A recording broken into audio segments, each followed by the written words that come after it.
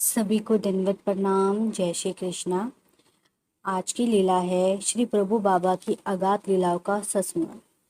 एक दिन स्वामी आसन पर बैठे बीड़ा स्वीकार रहे थे कि उतने में नागदेव, मदाइसा तथा रामदेव वहां आ पहुंचे।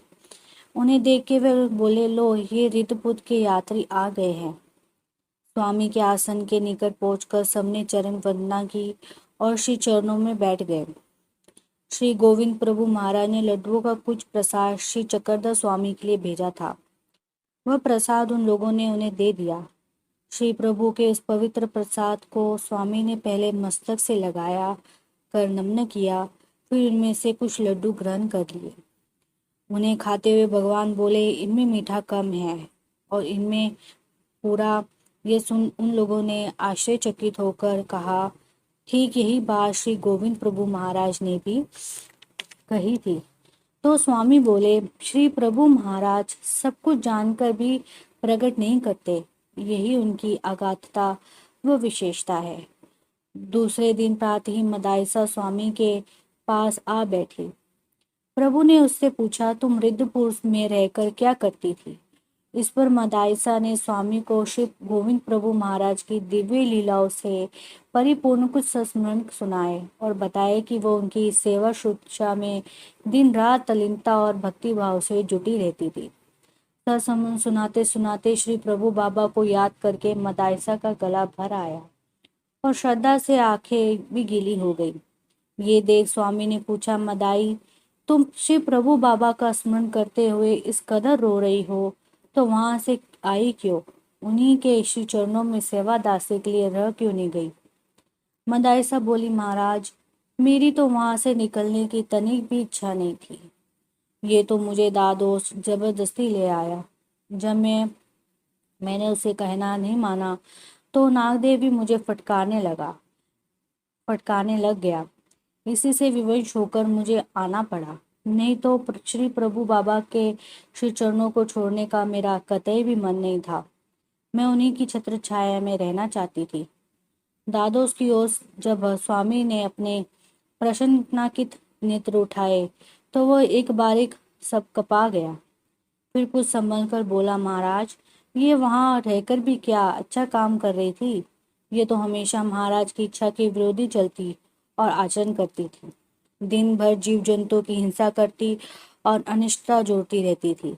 दादोस की सफाई सुन स्वामी बोले, दादोस, तुम्हें पता होना चाहिए कि सेवा और अवज्ञा हो जाने पर भी अवैधी दोष नहीं लगता, और फिर श्री प्रभु के सभी कार्य उनकी इच्छा अनुसार ही होते हैं, समझे?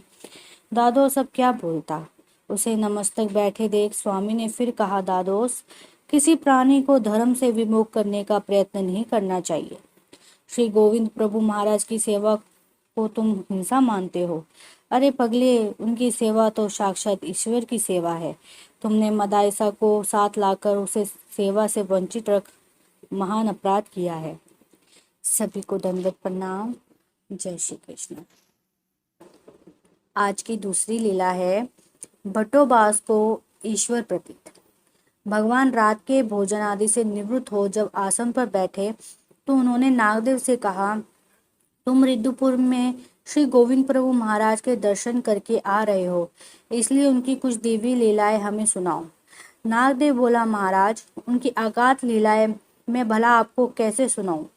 वे केवल देखी जा सकती है क्योंकि वे वर्णनातीत है। भगवान ने कहा, कुछ थोड़ा बहुत ही जो याद हो सुना दो। इस पर नागदेव ने श्री प्रभु महाराज कुछ अनुभवगम्य लीलाएं सुनाई। स्वामी ने पूछा, नागदेव, तुम श्री गोविंद प्रभु महाराज, रामदेव तथा हम में क्या अंतर देखते हो? तीनों के बारे में कुछ तुम्हारी क्या धारणा है? नागदेव ने छूटते ही उत्तर दिया, भगवान, मेरे लिए तो आप तीनों समान रूप से पूजनीय हैं। मैं तीनों में कोई अंतर नहीं मानता। नागदेव के इस अन्यथा ज्ञान मिश्रित उत्तर को सुन बाइसा प्रकुपित हो उठी। नागदेव, तुम कितने अज्ञानी हो। जो श्री चक्रधर स्वामी तथा रामदेव में समानता बना रहे हो, उसने तो रोंदकार तथा हाथ जोड़कर भगवान से सिद्धि पाई है। वह एक अज्ञानी जीव है और भगवान पूर्ण ब्रह्मा है। इनकी समानता वह भला क्या खा करेगा? बाईसा नागदेव को अभी इस तरह फटकार ही रही थी कि श्री चक्रधर स्वामी बीच में ही बोल उठे, बाई, अविद्याग्रस्त जीवों को स्वयं जीव ब्रह्मा के भेद का परिज्ञान नहीं हुआ करता। तुमने भी तो प्रथम दर्शन के समय हमारे प्रति अवज्ञापूर्ण की व्यवहार किया था। बाईस उस समय की अपनी अज्ञानता स्मरण करके सिर से पांव तक कांप उठी। वह गले को हाथ लगा बोली, बाबा अब बस भी कीजिए। आप जब मेरे उस अज्ञानतापूर्ण व्यवहार को याद दिलाते हैं तो मेरे हृदय में अटकी कटार हिलसी जाती है, जिससे अहम सहनीय पीड़ा होती है। भगवान बोले, बाई, कोई प्राणी स्वयं कुछ ज्ञान ही नहीं जान सकता। ईश्वर प्रदत्त ज्ञान से ही वह संपन्न व मुकम्मल बनता है। भगवान ने पुनः नागदेव को संबोधित करते कहा, तुमने रिद्धपुर में रह श्री गोविंद प्रभु महाराज की अगाध लीलाएं देखी है और अब तुम रामदेव की चेष्टाओं को भी देख ही रहे हो। विचार करने पर क्या तुम्हें इन दोनों में कुछ अंतर दिखाई नहीं देता? सोच कर देखो। नागदेव ने ध्यानपूर्वक विचार कर देखा तो उन दोनों में उसे महान अंतर दिखाई दिया। तब भगवान ने उसे निरूपण किया, नागदेव, भगवान की श्री गोविंद प्रभु तो निर्गुण ब्रह्मा प्रातपर नित्य मुक्त तथा आत्मा राम है। श्री प्रभु की लीलाओं का कोई भी जीव अनुकरण नहीं कर सकता। अर्थात जो जीव बार बार बंधन में पड़े हैं और फिर उससे छूटते हैं, उन जीवों को यदि श्री प्रभु के समान कोई ईश्वरीय अवतार मुक्त कराना चाहे, वे तभी मुक्त हो सकते हैं। इसके पश्चात भगवान ने उसे अन्य व्यावृत्ति, युग, धर्म, विद्या, मार्ग, संहार तथा ससरण ये 5 प्रकरण निरूपण किए, जिससे उसे जीव तथा ईश्वर के भेद का पूर्ण रूप से परिज्ञान हो गया और वह जान गया कि मैं अल्पज्ञ जीव हूँ और स्वामी मेरे साधन दाता तथा उदारक है। भगवान ने कहा, नागदेव, जीव तथा ईश्वर तत्व बिल्कुल भिन्न भिन्न स्वतंत्र पदार्थ है। ईश्वर आनंद स्वरूप है लेकिन जीव निरानंद है। ईश्वर सर्वशक्तिमान है लेकिन जीव शक्ति रहित है और अकिंचित है। ईश्वर शुद्ध है लेकिन जीव अविद्या युक्त है। ईश्वर सर्वज्ञ है लेकिन जीव अल्पज्ञ है। ईश्वर सर्वव्यापक है लेकिन जीव एकदेशीय है। ईश्वर नित्य मुक्त है लेकिन जीव बंध मुक्त है। ईश्वर स्वामी है लेकिन जीव सेवक है।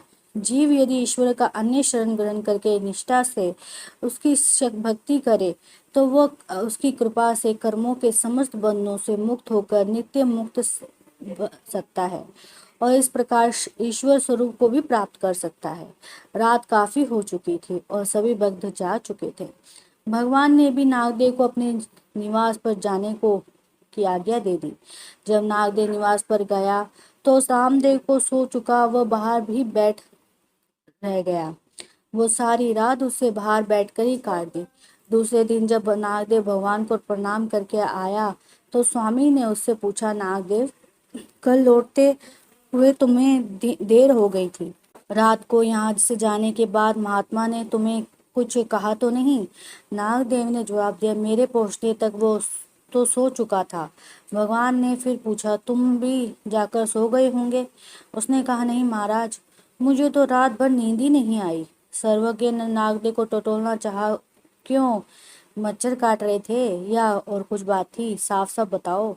उसने कहा, नहीं महाराज, कल आपने जीव ब्रह्मा भेद का जो गृह उपदेश किया था, मैं रात भर उसी का अनुचिंतन करता रहा। इस पर भगवान ने पूछा, तो यह अनुचिंतन से कुछ प्राप्त हुआ? उसने कहा, जी बहुत कुछ। उसने मानसिक तृप्ति भी हुई। भगवान ने कहा, जो कुछ आपने सुना उसे भुलाना नहीं। इसके बाद भगवान ने पुनः जीव तथा ईश्वर के विषय में उसे उपदेश किया, जिससे नागदेव को ब्रह्म विद्या का ज्ञान प्राप्त हो गया। सभी को दंडवत प्रणाम। जय श्री कृष्ण।